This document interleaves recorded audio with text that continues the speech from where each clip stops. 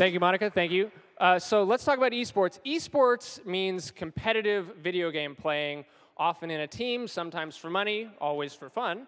So I want to do 3 things here tonight if you're here in the audience or watching the video later.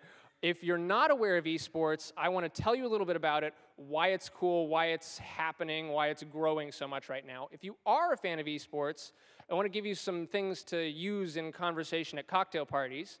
And third, I'm going to tell you what happened to my beard. So let's talk about me. If your schedule looks anything like mine, like I like to play video games, I'm into esports, I want to play it. But this is probably kind of what a day looks like. And if you want to add something to it, the only logical thing to do is to sleep less. So that's what I've been doing. I get up at 5 a.m. I've been doing this for about 6 months. And I get online and I play video games. And I actually stream it on something called Twitch. You may have heard of it because Amazon bought it for $1 billion in cold hard cash. When I stream, this is kind of what it looks like. It's a fun thing to do. There's 20 or so people that watch me. I've built a little program in the chat that lets them do things like make me wear the ridiculous fedora that you see. I also had a standing rule for a long time where if I had 75 people show up as viewers at the same time, I would drop everything and shave my beard. It turned out that one of the people in the audience was a streamer himself with a large audience, and he told that audience to get their butts in there and make me shave. So that's what happened. So now that we've gone through that, an important thing to understand about esports is that I'm one of many people. There are lots of me's out there. That's a full key arena, and those people just want a video game. Like, that's what's happening in that photo. And a way to think about this and put it in perspective is to think about Twitch that I just mentioned. So this guy is Emmett Shear. He's the CEO and founder of Twitch, and he is a gamer, which is why he understood that watching people play video games and playing video games in front of an audience in a live stream was something that would be fun and entertaining. So when you go to Twitch, the page will, it'll look like this. This happens to be the page of a professional Counter-Strike gamer. You can see, maybe or not, that it's about 6,000 people watching him stream right now. And when I took this screenshot, you can see a little subscribe button there. People can pay $5 a month to get some funny icons in the chat and basically support him. Half of that goes to Twitch, half goes to him.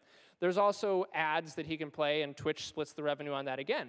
So there's enough people streaming and watching that Amazon did the math and said, yeah, that makes sense.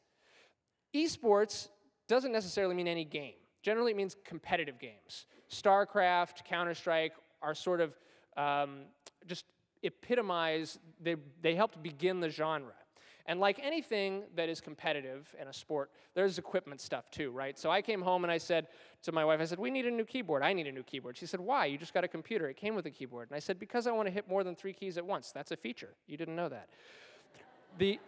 There's a monitor that has 144 hertz refresh rate. And that means, in plain English, that it draws pictures twice as fast as the other guy's monitor. Does it matter? Yeah, of course it matters. It's like the full-body swimsuit that Michael Phelps wears while he's driving drunk, you know? It's important, right? So the question is, does it make a difference? And yes, and is it worth it? I think yes. It's actually a growing field. The International is a tournament that happens here in Seattle once a year. It just happened in July at Key Arena. And you guys have probably heard of the Kentucky Derby. You've probably heard of the US Open. That's the tennis tournament that happens in New York. And the prize pools, let's just kind of put things in and see how it looks. The Kentucky Derby prize pool is about $2.2 million. That's the purse.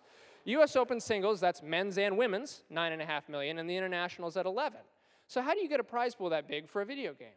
Well, the makers of the video game, Valve, seed the pot with, $1 or $2 million, and then they sell a digital item to the people who are fans of the game and who play the game.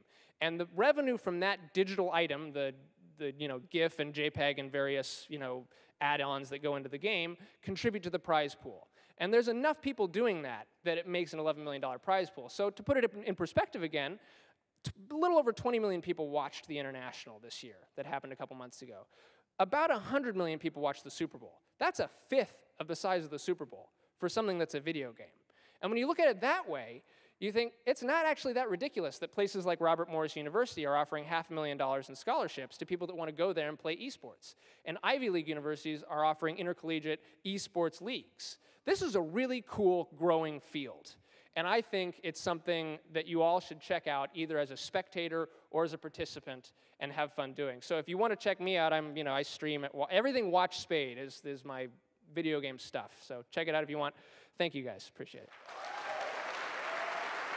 it.